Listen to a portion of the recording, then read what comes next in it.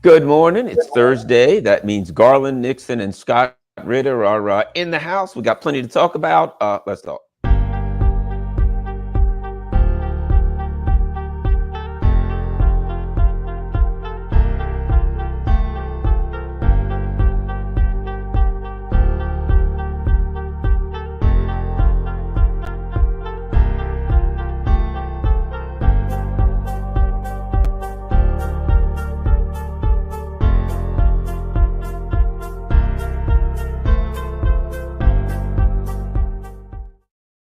Good morning, Garland here with Scott. It's Thursday morning. Lots to talk about. Let's start with the important thing.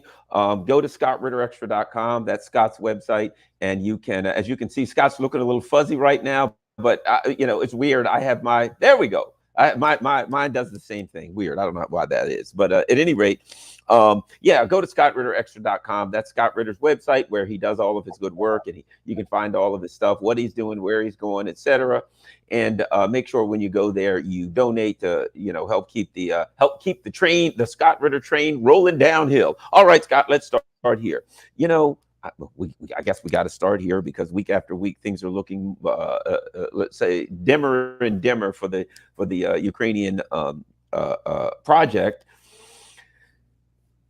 Every day I see another village or two that I can't pronounce in Ukraine that has fallen. I mean, as you know, we've been going around this, running around this track for a couple of years now, trying to predict when this thing would fall apart.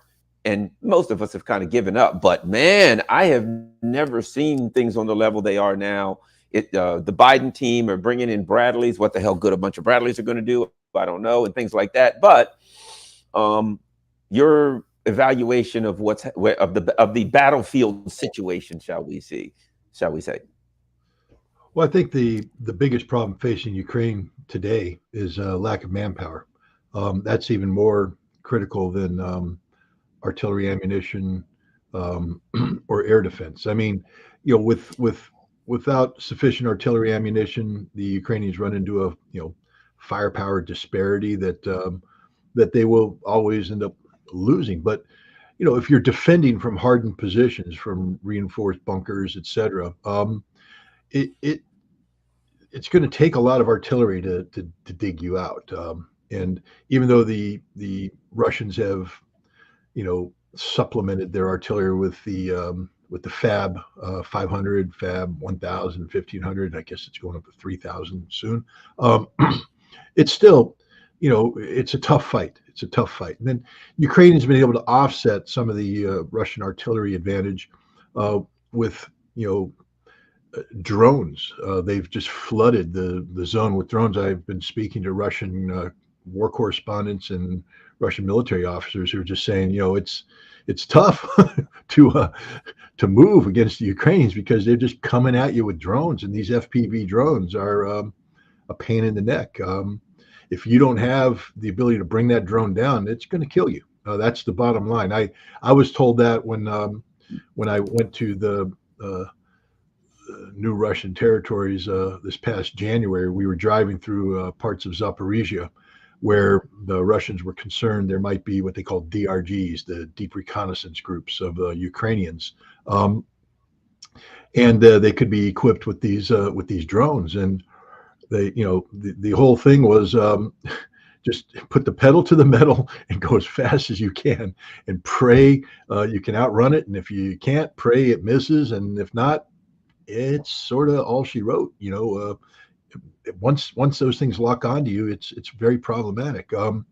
Thank God we had bad weather and no DRGs were in the area, so fortunately I didn't have to worry about the drone issue. But the Russian soldiers on the front lines do have to worry about the drone issue, and they solve it by hunting down the drone operators and and then bringing in suppression capabilities. But it's still a struggle.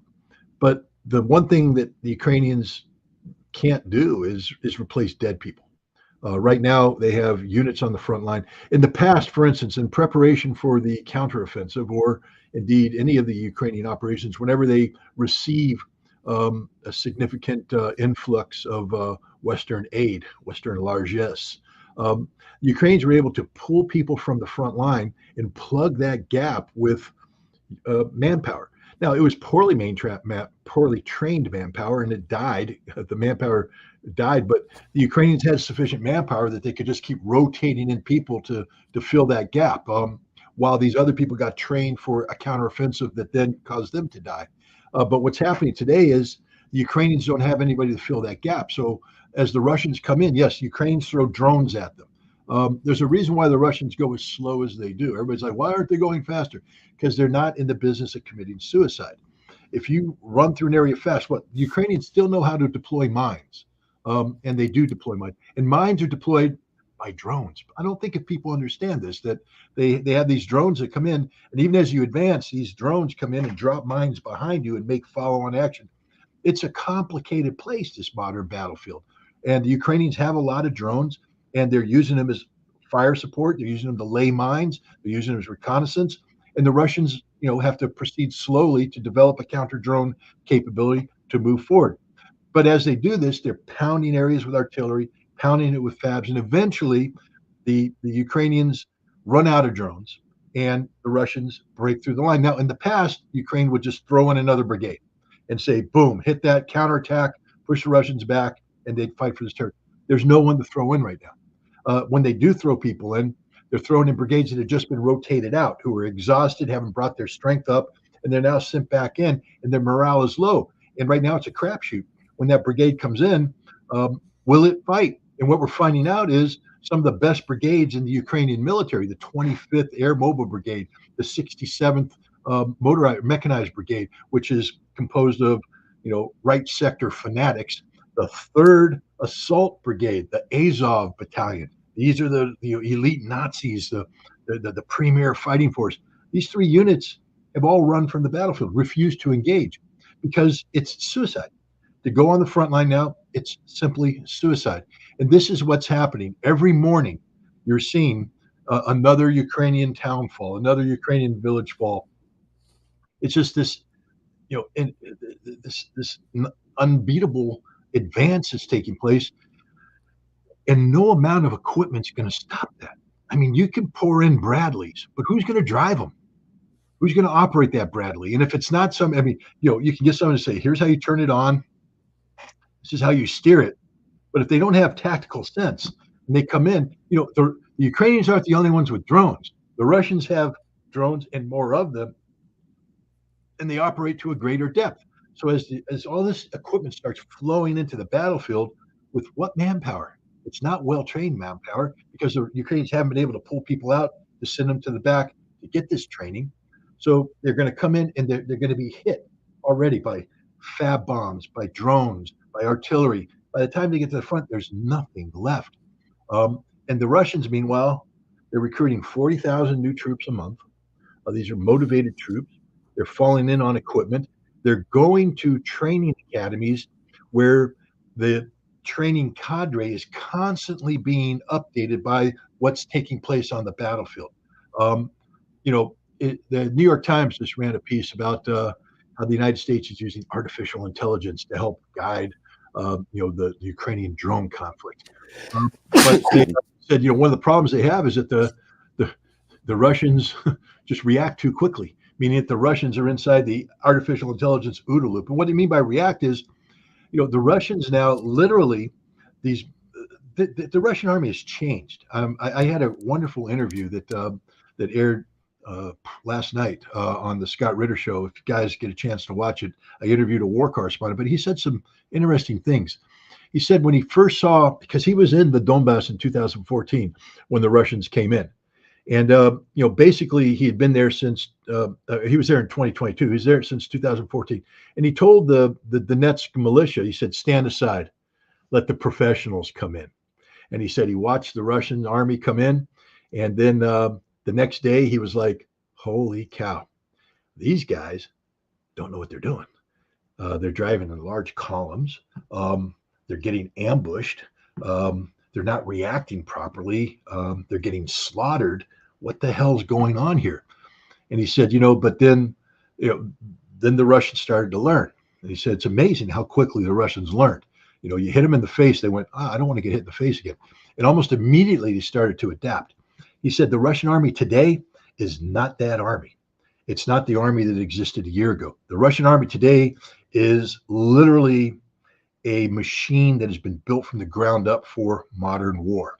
It exists to do one thing and one thing only, and that is to fight war in the most efficient way possible. It isn't always pretty, but it's efficient. And one of the key aspects of the efficiency is the immediacy upon which the Russians react to changes in the battlefield.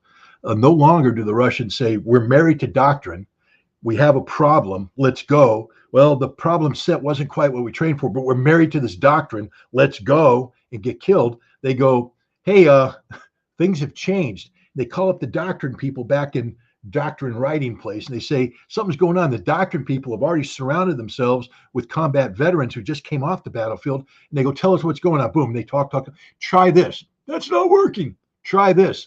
That worked. And then they move. Instantaneous response, a reactive system geared for creating the best outcomes on the battlefield. This is the army that the Ukrainians are fighting every single day. They make fun. There's this weird contraption running around the front lines right now. It looks like a turtle. They took a tank and they put some sort of thing on it, but it's got electronic warfare stuff on it. It's ugly as hell. But in an environment where as you advance with tanks, you're swarmed by drones. I don't care how brave you are and courageous you are. You're a Russian tank driver. You're coming in, it's going, drone, boom, drone, boom, drone, boom. Eventually it's going to drone, boom, boom, and you're dead because they just keep hitting you. So they created this thing and it goes drone, I don't care. Drone, I don't care. Drone, I don't care. Drone, electronic warfare, no drones.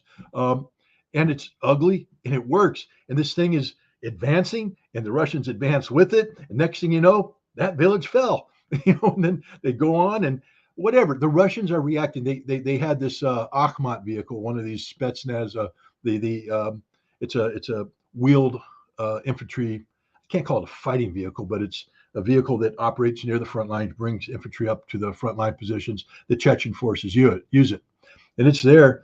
And you're looking at going, what's wrong with it? Well, apparently somebody went to Home Depot and bought the chain link fence kit, the one that you use to put out in your backyard to keep the dogs in. And they built a chain link fence around this thing, surrounded it with chain link fence, and went, bring on the drones, baby.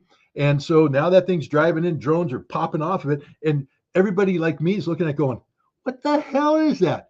It's adapting and overcoming. This is happening all along the Russian front line, and they don't have to wait for their superiors to tell them to do it. I'll give you an example. On the front line, what they've realized is that they can't run around in military-style vehicles because the Ukrainian drone operators are looking for that. They're looking for signatures because they're sitting there running around. There's a lot of anti-drone guys out there. So your drone just can't sit there and go, hey, what am I going to do? No, and the other thing is, as you're using a drone, you're sending a signal. And given the flexibility of the tactical zone, you don't have the ability to do offsets anymore, meaning run what you would normally do is put up an antenna, maybe in a tree, then run a wire out to a relay station, which is zap it to a relay station, another wire where you're sitting there in safety so that the enemy intercepts the signal. They're only getting it from the relay station to the drone. They're not able to bring it back to you. But now things are so fluid, you can't do that. So you're literally popping out of your vehicle, sending up the drone, flying it, hoping that your drone hits the enemy before they detect your signal and send a drone at you. That's the kind of thing that's happening. You need vehicles that can move, that can survive. You need armored vehicles, and so what Russians are doing is going around and finding, because back in the 1990s and early 2000s, a lot of corruption, a lot of mafia. And so a lot of VIPs have these armored cars. And, but now Russia's sort of like a civilized place. Armored cars are heavy. They use a lot of fuel. So there's a lot of armored cars that are in good operating, but nobody wants anymore. So they're sitting in garages. So the guys are going out and buying these armored cars, and then they're outfitting them with battery banks because drones use a lot of batteries, and they're sending them to the front line. They're just driving them in to the front line. And they call up the headquarters and go, where do you need it? I need 3 at Sector C. And these son of a, are just driving. These are civilians who are driving straight to the front line in a vehicle, dropping it off, going, here's the keys. And the guys immediately go, hey, drone team Charlie, up, vehicle up, go. And off goes drone team Charlie in this armored vehicle, and they pop out, and up goes their drone, and then you got the battle of the drones taking place. Ain't no artificial intelligence system in the world going to defeat that. That's the reality. That you can't be. The Russians are just too innovative and too rapid reacting. And all of this is conspiring against the Ukrainians. They are collapsing front line. And even Jake Sullivan had to, Mr. I'm a professional positive communicator, had to acknowledge it the other day when he said, yeah, we're giving them lots of weapons. He said, but they need soldiers and they don't have any. And that's the problem. All those Bradley vehicles that come in, ain't hardly any of them going to make it to the front because there's nobody to drive them. They're going to park and wait. All those ATACMs, guys, it ain't a bottle rocket. Okay, think about it for a second. It's one of the most sophisticated artillery firing systems in the world. Difficult to maintain, finicky, difficult to operate. You need people who know what they're doing at every aspect of it. Most of the people who were trained to do that for the HIMARS, et cetera, are dead now because the Russians hunted them down and killed them. So now you're seeing in ATACMs, you have a handful of units that are capable of using it. But as they come closer to this battlefield, there's no air defense umbrella. They don't get to operate in relative security. As they come in, drones are getting them, FABs are getting them, Iskanders are getting them. Anybody who thinks that the ATACMS is going to be this game-changing system, first of all, it's been there since March. Understand that. The ATACMS was sent in March in large numbers, and the Ukrainians have been using them, sometimes to effect. Most of the time, though, you don't read about it because the Ukrainians hit the push button and it doesn't go anywhere because there's a drone up there jamming it. Or they fire it and it goes up and there's electronic warfare that goes, jam the GPS signal, and suddenly the missile goes dumb, flies, hits some trees, blows up, nothing happens. Or as it's coming in, the Russians have already tracked it, come up with a firing solution, Pantsir, S-400s, S-300s taking off, pop, pop, pop, pop, pop, kill it. It's not a game changer. It's just another weapon that the Russians have already learned to overcome. Nothing that was given to the Ukrainians, nothing that was given to them is going to change what's happening on the battlefield, which is the collapse of the Ukrainian armed forces. They don't have any men left. And anytime they do get men, they don't have time to train them. So they're taking these poorly trained, poorly motivated people, putting them into the most complicated warfighting scenario in history, and they're being killed. And then there's nobody left to replace them. This is what's happening. The Russians are blowing through a line. Normally, the Ukrainians would counterattack. That's the traditional thing. The Russians send guys up, blow through. Ukrainians counterattack. The Russians pull back. They come back again. Boom, boom, boom, counterattack. Now they're coming in, blowing through, and the Ukrainians aren't there. They're through the second defense line. Avdiivka fell. The Ukrainians went back and put in a whole new second defense. The Russians are through that line right now. They're moving to the third line, and there's nobody in the third line. And when they get through the third line, there ain't a fourth line. That means there's no dragon's teeth, there's no trenches, there's no anti-tank ditches, there's no minefields, there's nothing. And when you hit nothing, suddenly old-fashioned doctrinal warfare comes into play. You can't have mass tanks today on this battlefield. But once you get in an area where there's nothing, in come the tanks, off they go, off to the races. And this is the part of the war that we're seeing right now, the collapse of the Ukrainian defenses and the Russians getting prepared to do the big push. And no amount of equipment provided by the United States is going to stop that. Scott, let me ask you one more thing before we move on about the equipment. You know, if you give me a weapon, if you give me some men, if you give me whatever, right? Okay, here's your stuff. All right, what's our strategic objective? You know what I mean? What are we trying to do? Well, you're going to take Hill 501. Great. And that's in support of what is the overall strategic objective. You know what I mean? Okay, we're going to give them 1,000 Bradleys. We're going to give them this, that, but the other. Okay.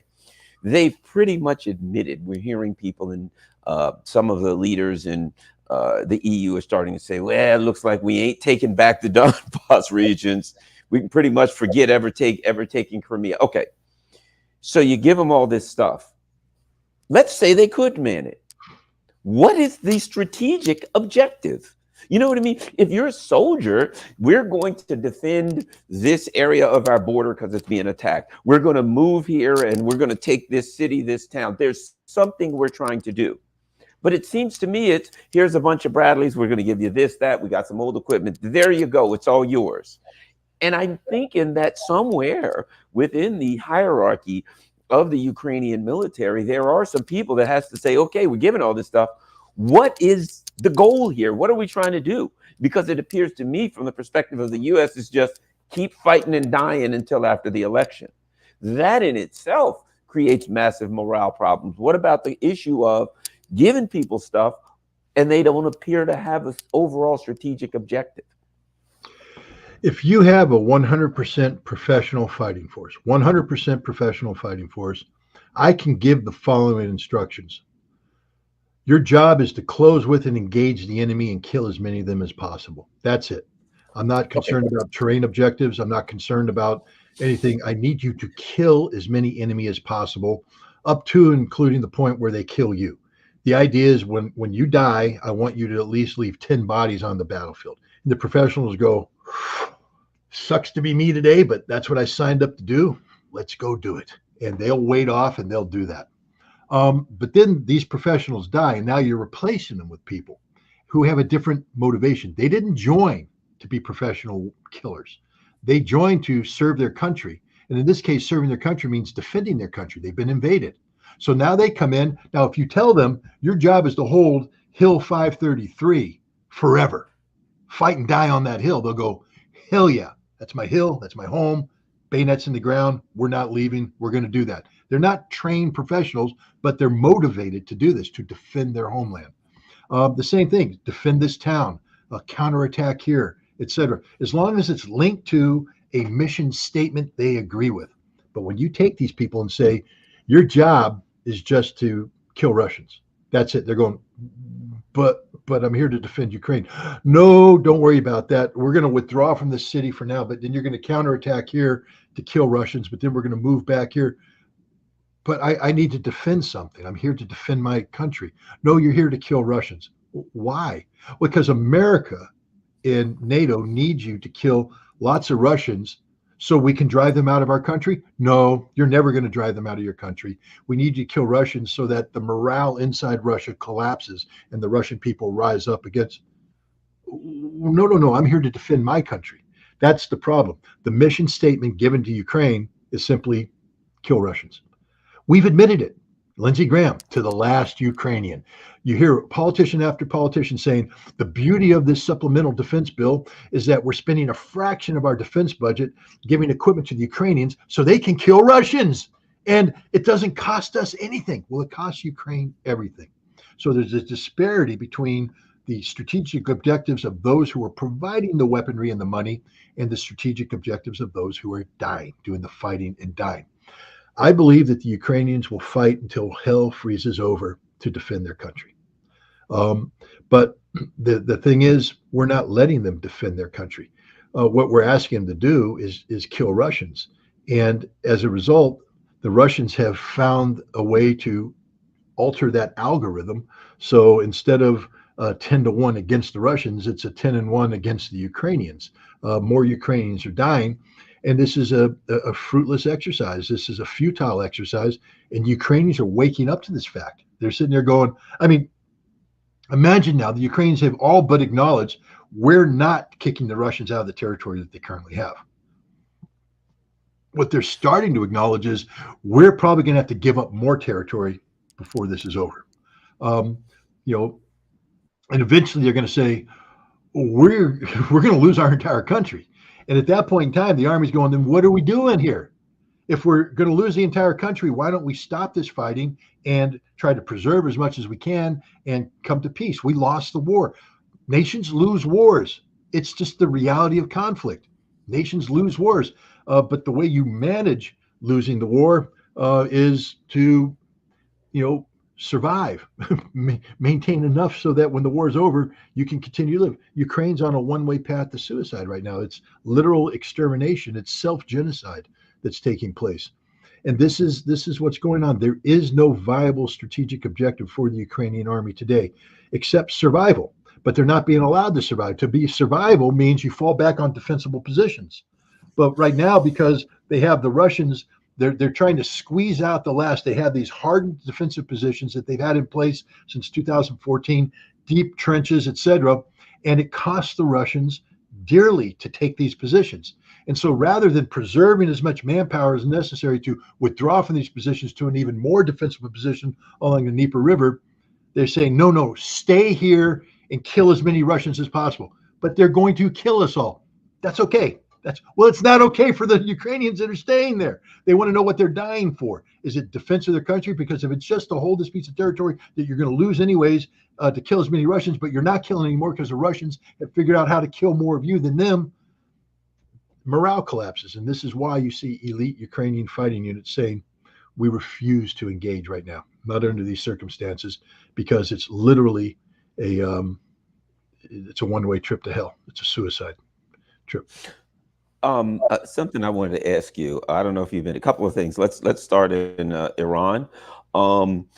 There are a couple of stories that say North Korean officials are in Iran. Who knows what that's about? The other story is that the Iranians are scheduled to receive Su-35s. They've had the training planes for a while. There's follow-on stories that say they're due probably to get S-400. It appears that the allies, I'll call them, that there's a resistance, whatever you want to call them, are, the North Koreans are in Moscow. The Russians are then in North Korea. 2 weeks ago, Chinese officials are in North Korea. North Korean officials are in Iran. There's something afoot here. And and your thoughts on the Su-35s, because Iran's had whatever was left over from the Shah's time, trying to patchwork, keep them together. This is the real deal when you start talking about Su-35s. What's going on? Put all of this stuff together, Scott. Well, when I was in Iran back in 2005, I believe it was, my guide, who was a former Revolutionary Guard commander, one day said, "What are you doing?" Because I was waiting to get permission to go visit certain facilities, and so the days that I thought were going to be productive days, going out and and doing the stuff that I needed to write my book, etc., I needed to fill time. So he said, "Look, what do you plan? What are your plans today?" And I said, "I don't know. I'm going to walk around Tehran, see it." He said, "Why don't you?" And he gave me a location, a square in downtown Tehran. He said, "Why don't you go down there and just hang out, and then tonight tell me what you saw." So I said, "Okay, we'll play this game." So I walked around there, boom, boom, boom, and I saw short little Asiatic men that looked like North Koreans. And so I came back and I said, I think I saw a bunch of North Koreans. And he said, "Why do you think that is?" I said, "I don't know."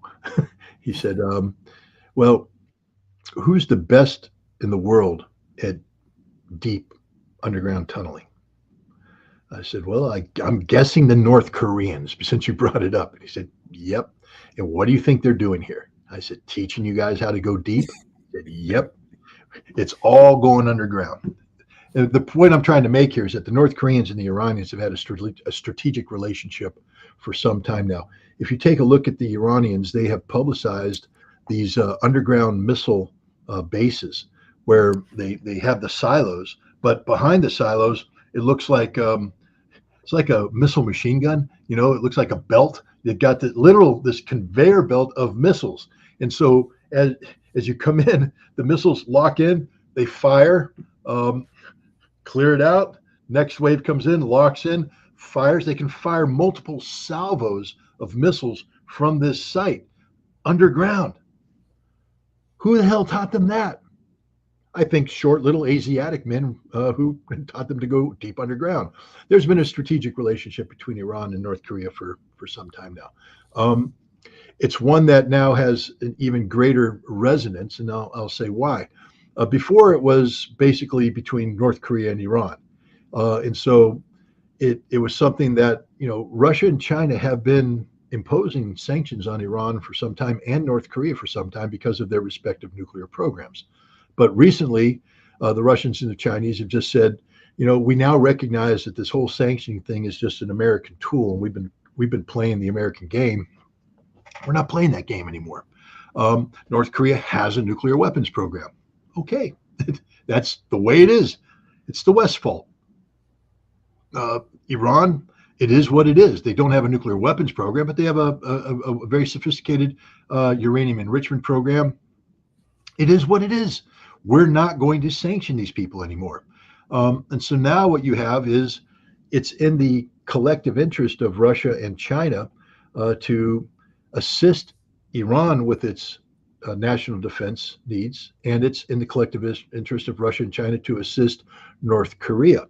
And now that you have Russia and China assisting both, the connectivity between North Korea and Iran became a lot easier, because now instead of having to evade everybody, there's literally a direct line. The North Koreans can come to China, go to Russia, work their way down, hop straight into Iran, and no muss, no fuss. And the same thing with the Iranians.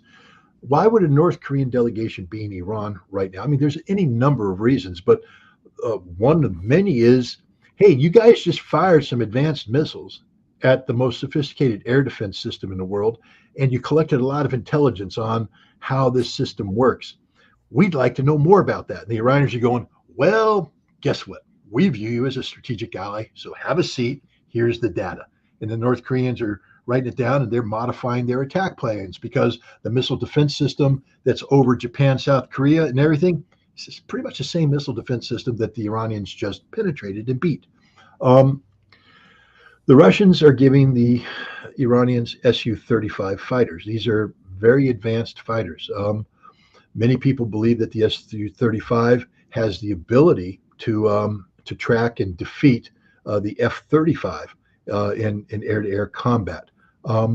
We don't know, because it's never happened. Regardless of what Pepe Escobar says, it has never happened. Right. So, but the Russians now are going to give them, easily, I think, 2 squadrons worth.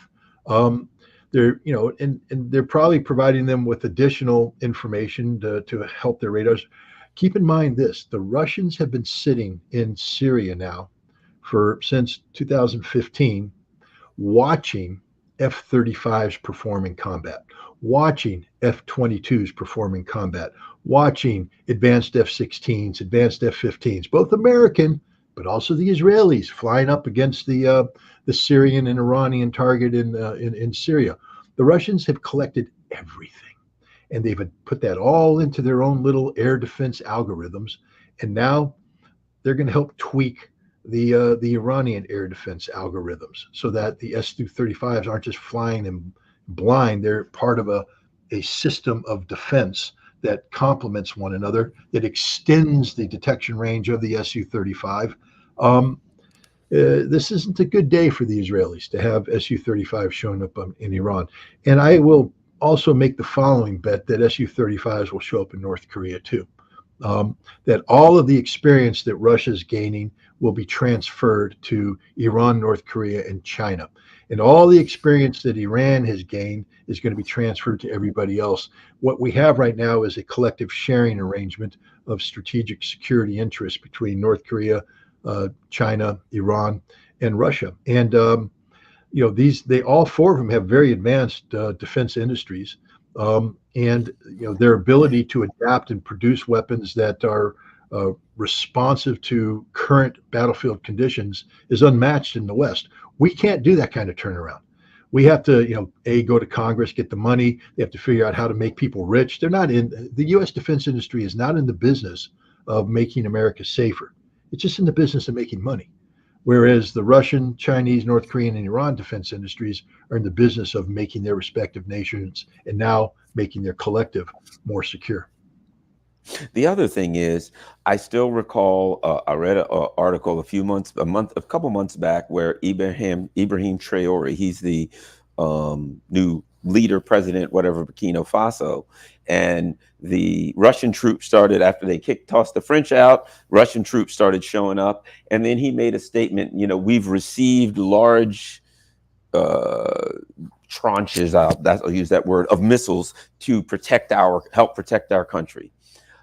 You've got Niger right now saying to the U.S., "We want you out. We want get out of your drone base, all of it." So you're building this through the Sahel region, Niger, Burkina Faso, Mali, etc. Now, what is it? Senegal now has a president who going down the same direction, right? I would suspect that because of the history that would indicate that the U.S. and France will probably, try to use some level of violence or something to retake that region. That'll be another area that will be very, very highly defended, and that will likely see some powerful defensive Russian and/or Chinese military hardware. What are your thoughts on that? Well, I mean, it's even worse than that. Chad, when the Niger airfield, Base 201, $103 million, I believe, $106 million. It's a lot of money.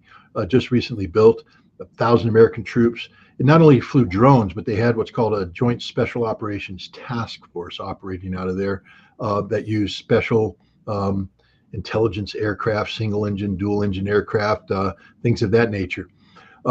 When the base got shut down after the July 2023 coup, the United States still had a mission. And so what they did is the French have an air base outside of the capital of Chad. And when France got kicked out of Niger, Mali, et cetera, these troops went to Chad. Many of them rotated home, but a large number of them remained in Chad. There's still an active French presence in Chad, Air Force and military. There's a status of forces agreement between Chad and France that allows for this, that defines the relationship there. The United States has a status of forces agreement too in Chad, but it's primarily a logistics thing, meaning that we can use that air base for logistics support, as a refueling station for storing maintenance parts, etc. What we can't do is launch special operations missions out of there without permission of the Chad government. But what happened is the U.S. Air Force moved this special operations task force out of Niger into Chad, and the Chadian Air Force is going, what are you guys doing? Don't worry about it, man. Status force, you guys can't ask. We're Americans. We can do anything we want. And they're saying, well, but what are you doing? Well, we're doing it. Do you have permission to do this? Well, we're America. Do you have permission? The answer was no. Do you have documents to support why these men are here, why these aircraft are here? Do we have an agreement? Do we have anything that says you can do this? No. So the Chadian government came in and said, not just shut it down, they said, shut it down and get the hell out. You're not welcome in Chad anymore. And they just kicked the Americans out. So not only have we been booted out of Niger, we've been booted out of Chad as well. And there's no place left to us to go. Right now, we're in the process of negotiating with Ghana, the Ivory Coast maybe, and some other West African nations about putting drone bases there. But these negotiations haven't reached fruition. One of these countries, Benin, and this is an interesting thing, Niger produces oil. How many people knew that Niger produces oil? Well, the West doesn't like Niger to produce oil because that's disruptive of our grand energy security strategies. And so when Niger said that they were going to build a pipeline to take their oil out of Niger and pipe it into the global economy, France and the United States and ECOWAS, that French and American dominated economic cooperation organization, said, no, you can't do that, and we'll sanction you and we'll punish you. Well, guess what just happened? A pipeline has opened up between Niger and Benin. And Niger started shipping. Right now they're at 20,000 barrels a day production. They're expected to get it up to 200,000 barrels a day, become one of the largest oil exporters in the region. That means money. And with money, Niger can transform everything if it's done properly and not thrown off to France as part of their post-colonial domination, or the United States, which doesn't give a damn about anybody, especially black people. We don't want black people in Africa to actually become self-governing, because then the white man's burden can't be assumed by the United States. I don't mean to get racist here, but this is, I mean, my God, you have a history is what it is. The history of colonialism is what it is. You know what I mean? What it is. And we just treat these parts of the world as post-colonial states, and we want them to retain their colonial status. They're not allowed to have independent economies. Well, Niger just declared independence in a big way, and so did Benin. You know who built that pipeline? And nobody's been talking about it. China. China came in, Chinese oil company said, we'll build a pipeline. And they did. And everybody's going, wait, where'd that pipeline come from? China. And guess who's going to secure the pipeline? Russia, the Africa Corps. This it used to be called Wagner, but since Wagner had a bad day back in June of 2023, they've been rebranded as the Africa Corps, and they work for the Ministry of Defense. And the Africa Corps is in Africa in a big way, in Mali, Burkina Faso, now in Niger. They've invited, that $106 million airfield, Base 201, that America's getting ready to leave? Guess who's going to move in? Africa Corps. Africa Corps says, thank you very much. This is a great airfield. You guys have done wonderful. And if we do like we did in Syria, if you remember, there was back when America precipitously withdrew from one of their locations, the Russians came in and literally we left a gym, we left a dining facility, we left bunks that still had clothes and uniforms. The Russians were like, hey, thank you very much. We appreciate this. You've made life very easy for us. That's pretty much what we're leaving in Niger as well. And the Africa Corps will take it over. But you're seeing a radical trend. We talked the other day about Burkina Faso getting a Russian nuclear reactor. I mean, for how many decades has France, a major nuclear power who produces nuclear power plants, why didn't France build a nuclear reactor in Burkina Faso? Why didn't the United States, why didn't the USAID, Samantha Powers, fly in and say, hey, we want to help you guys become energy sufficient here. We'll build a nuclear power plant, because we're not in the business of helping the nations succeed. We're in the business of exploiting their failures. Our end is we need to help you defeat this insurgency, this Islamic jihad group, etc. We're going to come in and create perpetual warfare so that we can then put more military power to secure that area geopolitically for us. That model doesn't work anymore because the African people aren't happy about being slaves of a colonial power, and they want independence, and they've declared their independence. And Russia comes in and says, what do you need? I mean, it was amazing. This upstart junta guy out of Burkina Faso, a captain of all things, he goes to St. Petersburg in Russia at the St. Petersburg International Economic Forum, and he meets Vladimir Putin. Now, this dude doesn't shake anybody's hand. His whole thing is the fist bump. He comes up to Putin, puts his hand out, they shake hands. And then he sits there to Putin, he goes, you say our friends, but what I really need is a nuclear power plant. And all the Africa experts, I know the people that were, well, you're not going to get a nuclear power plant. You're Burkina Faso. You'll never get it. Russians went, okay. They're building a nuclear power plant right now. This is the changing world, because at last somebody's treating Africa with the respect it deserves.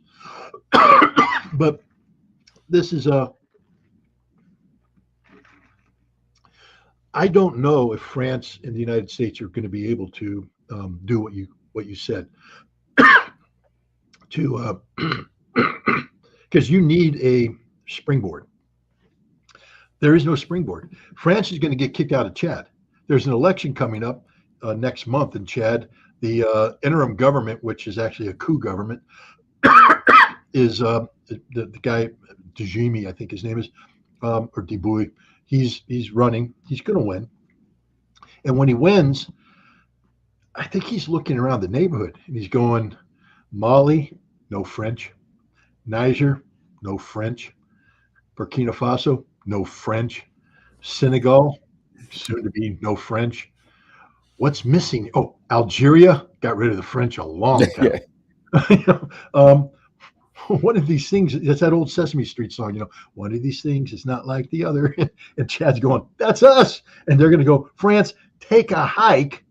And the Africa Corps is going to come in. And we talked about this. Algeria has a long-standing relationship with the Russians in terms of providing military equipment. And Algeria, early on, when this alliance of Sahel states was formed, they said, if ECOWAS moves in, they will guarantee the supply of military equipment to these three nations. Algeria said, we guarantee it. And so now what I'm guessing is that there is a strategic relationship that goes in this part of the world. Russia, Algeria are guaranteeing the flow of military equipment to this alliance. And if Chad joins this alliance, So in 2023, they had something called it was called the Sahel Alliance, but it was basically built around the security of what they call the Lake Chad area. There's a big lake called Lake Chad that a lot of these nations border, and that's where Boko Haram and some other Islamic groups operate out of. And France and the United States have taken the lead in coordinating this alliance to fight Boko Haram, and they couldn't beat them. Couldn't beat them. The Africa Corps is coming in, and I always, again, I don't mean to pick on colleagues or anything, but there's a group of people that I work with. Every time I mention Wagner, now Africa Corps in Africa, the first thing they do is go, Mali! Wagner's committing war crimes in Mali. They're surrounding villages and slaughtering people. And I'm going, A, that's not happening. B, what Russia's done is actually allowed the Malian government to be sovereign again. They now control their country, whereas France cut a secret deal with these Tuareg rebels and said, you can have your own independent capital here, and we'll keep the Malian government out of here so long as you don't cause trouble for our uranium mines in Niger. So France put its interests over both Niger and Malian sovereignty. That's why France was told to take a hike. And the United States was backing this up. Now Wagner's come in, or Africa Corps, and they turn to the Mali government. They go, what do you want? We want to have control of our country again. That means we need to capture that city? Yeah. Boom. Boom, boom, boom, boom, boom. Wagner captures the city. And after they capture it, they're not massacring people. That's just total crap. What the Russians tend to do is sit down with the Tuaregs and the Mali government and say, hey, let's talk. What do you guys need? What are you worried about? How do we bring this together? How do we bring an end to this fighting? The Russians are very good at that. And peace is breaking out all over. And I think if Chad kicks the French out and the Africa Corps takes over management of the Lake Chad Alliance, I think you're going to see a lot of these problems that have, beset the Sahel for decades now, problems that the United States and France used and exploited to project military power into the region. These problems are going to be resolved. And what you're going to be left with are thriving economies. And this is where Europe needs to thank Russia. Because one of the greatest threats to Europe today is this mass of migration that's taking place. And you know where they come from? West Africa and the Sahel. Yep. As France and the United States goes around and it was ginning up these terrorist problems, villages would be displaced. There's poverty. And so people flee poverty, flee the fighting, and just boom, head. They all go to Libya, where they then get on boats and they go to Italy and everything. Well, how the hell do you stop that? Well, one way to stop it is to build a nuclear reactor in Burkina Faso, so that now the head of Burkina Faso goes to a power switch and goes, and the villages that never had electricity have electricity, and they have the ability to pump water. Now you have irrigation, you have crops, gainful employment, you're fed, you have a job, you can got see internet. You got internet now with electricity, all that stuff. Very dangerous. They might get TikTok, and that's the end of the world. So God forbid Burkina Faso gets TikTok, because it'll be all over at that point in time. But my point is, you're looking at a region transforming. Niger's selling oil on the global market, and they're going to make a lot of money. And Benin's going to benefit because, one of the greatest deals in the world. I wish I'd known about this a long time ago. I would have gone and bought arid desert land in Benin, because now they build a pipeline on it, and that's a cash cow, baby. For every kilometer of pipeline, I get money. I didn't do anything. You built the pipeline because it's my land. I get transit fees. And Benin's going, cha-ching, thank you, cha-ching, thank you, cha-ching, thank you. They're making money. Everybody's making money. Why wasn't this happening before? Because America and France and Europe isn't in the business of helping Africa make money. They're in the business of destabilizing Africa to create a security problem that we come in and claim we're going to fix, but we never fix it. Wow. And lastly, we got about 10 minutes. Blinken's in China, and the word is, here's my understanding, he's going to go over there and give them the old, you better stop helping the Russians, which is kind of odd, considering that they just passed this $95 billion bill for money for supposedly, allegedly, Taiwan, Ukraine, whatever. But China can't do anything they want. The whole thing seems to be a fraud. But what do you think about the Blinken going to China trip? Let's preface it by what did I think about Blinken threatening Russia fiasco back in 2021? Because we've seen this game before.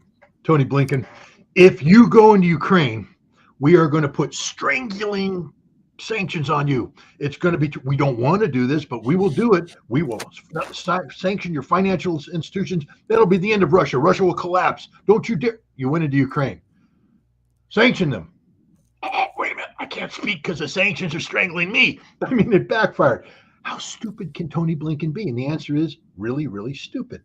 You know, did you see he went to Shanghai, I guess it is today, and the Shanghai mayor, the mayor of Shanghai, who I guess the population of Shanghai might be more than the United States.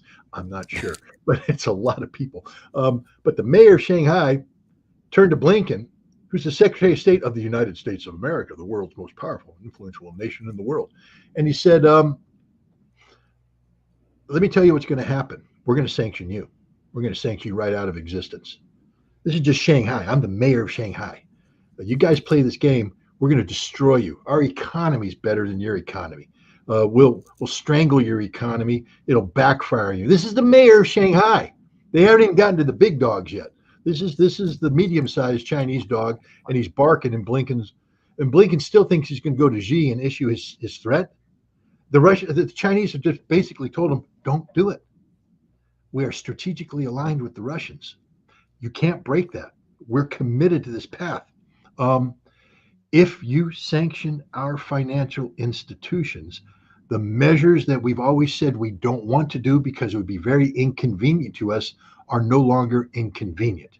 It's become a matter of necessity, and we will counter sanction you, and we will take actions designed to destroy you and your economy.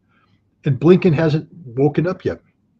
If I were Blinken right now, I'd change my entire script and go to Xi Jinping and say, hey, want to play some ping pong? What can I do to be your friend? Man, Chinese food is delicious. Can you send me the recipe? I mean, whatever you have to do to suck up to the Chinese and get the hell out of there and go back and tell Biden, we're not doing this. We're not doing this. This is suicidal. This is bad policy.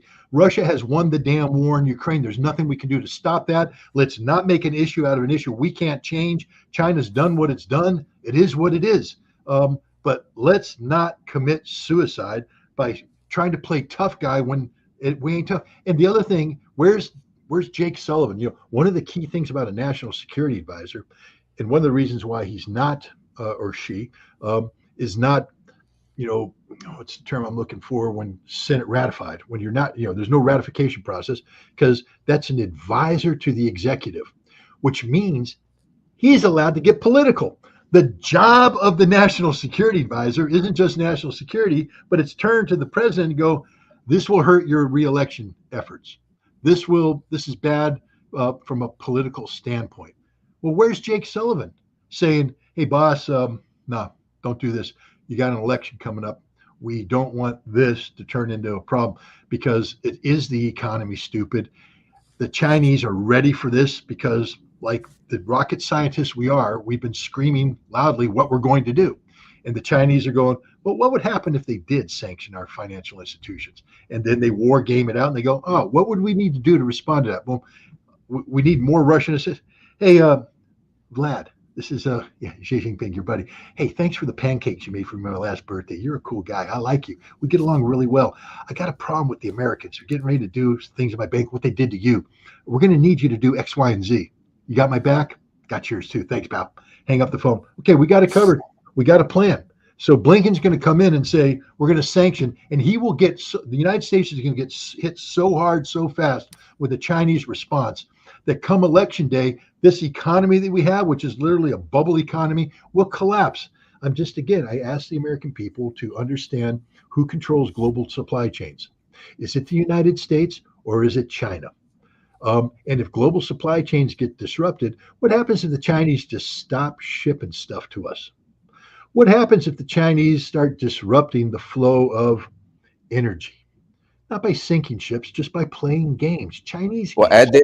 add this. Their buddy, Russia, what is it? The OPEC +1, and the +1 is Russia. And Russia basically now, because let's face it with OPEC, what Russia and Saudi Arabia says the rest of OPEC has to do. Russia and Saudi Arabia, they got OPEC. And the way the last time Vladimir Putin went to Saudi Arabia, he went to the Middle East, they treated this guy like he was the reigning emperor. They love this guy, right?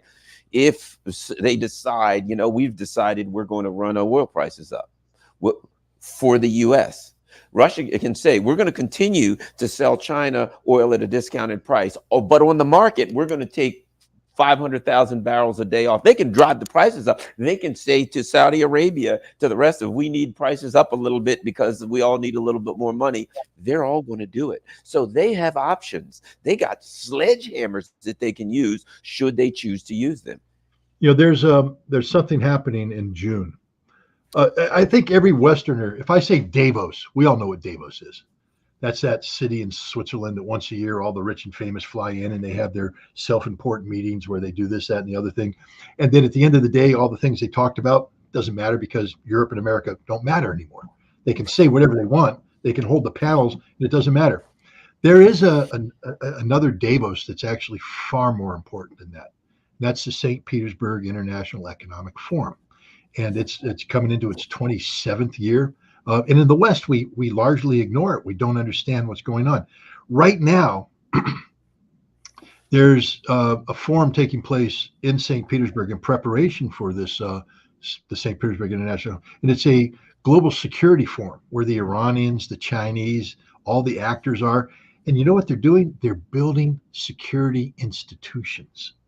But we don't know about America's. We're not plugged in. The Europeans aren't plugged in. NATO's not plugged in. Well, how can it be a security institution if America, the Europeans, and NATO's not there? Because we don't count anymore. We literally don't matter. And the Russians and the Chinese right now, this is the beauty of Russia. They might not have the economy of China, but what Russia has is a worldview that is, I would think, I don't want to say more mature because that's insulting to the Chinese, but the Chinese have been so focused on economic aspects and less on security aspects. The Russians have been all about security. And so the Russians now are able to be the conductors of this wonderful orchestra that they're pulling together right now. And we in the West are so ignorant about what's going on. They're going to have the St. Petersburg International Economic Forum. And in the West, we think it's going to be one giant expo where, with an exposition hall where you walk in and look at cool things. That's there. And I saw the video. A good friend of mine goes to it every year. He's the guy inviting me this year. And he showed me videos of it. And it's literally, it'll drive you insane. It's so modern. All the displays are modern. There's 3D holograms all over the place. And that's just where they basically did, I forget how many $1 trillion or rubles, 3 trillion rubles worth of contracts were signed last year. The West doesn't know anything about it because we're ignorant. Well, that's going to happen this year. It's going to be Davos. Vladimir Putin's going to be there. He's going to do the Valdai discussion group again. He's going to be saying things. There's going to be panels that are going to be talking about the most important event of your lifetime to this moment, which is in October in Kazan, BRICS. This is a game-changing thing. I can't even get the people who are supposed to be experts on this. They're like, well, Scott, there's people that believe that BRICS is just, it's just all fluff. It's no show. It's all hat, no horse. And I'm like, well, then they're stupid and you should fire them. Really? Why? And then I'm supposed to explain to them why BRICS is important. No, I'm not. If you don't realize BRICS is important, go to the big toilet of life, jump in, and as you go down, hit the flusher and disappear because you don't matter. It's not my place to teach you how to survive. If you don't understand that there is a world in transition, that if you're in the West, you're being left behind, that the transition's taking place in BRICS and it's real. And if you don't understand the cause and effect relationship between the stupidity of your policies and what happens in BRICS, such as people rightfully said, it's going to be difficult to get a BRICS currency. Breaking away from the dollar is difficult. Of course it is. The dollar's been dominant forever, and it has insinuated itself everywhere. But see, this isn't about convenience anymore. When Tony Blinken says he's going to sanction the Chinese financial institutions, it's about survival. Not existent. When the United States says we're going to seize $300 billion of Russian sovereign assets, every nation who has sovereign assets in an American financial institution has just seen their survival put on the line. And people, it's no longer about convenience. They're now going to make the hard decisions because it's about existential survival. And that's what BRICS is. BRICS is the giant lifeboat for the rest of the world that everybody's going to pile in because America has decided to sink the Titanic. Wow. Well, we're going to both get running now. Scott Ritter, thank you very much. Everyone, don't forget, Scott Ritter has a website. It's scottritterextra.com. That's scottritterextra.com. Go there, share the website with all your friends, share the website on your social media. Also, don't forget, a lot of hard work, a lot of traveling, a lot of equipment, that, computer equipment, all the stuff that Scott has to buy. Maverick is there. He's eating poor old Scott out of house and home. So yeah, he is. There he is. I can hear him now. He's down there whining for more treats. So, but go to Scott. Yeah, there we go. Go to scottritterextra.com and make sure you contribute to the cause. It's very important to contribute to the cause to keep Scott going. You watch him on all of these various, we learn so much from Scott. We watch him on all of these various platforms and, give a little bit of something, whatever you can afford. And as I always say, look, if you don't have any money, that's fine. Keep that for your family. But what you can do is take scottritterextra.com and share that on your social media platforms. And when you share it, right above it, that you recommend that people go there and contribute to the cause. Thanks a lot, Scott. Thank you very much. Certainly appreciate it. And we will be back together soon. Okay, thanks, Carl. All right, everybody, we're out. As I said, same with this. Share this on all your social media platforms. Peace. We're out.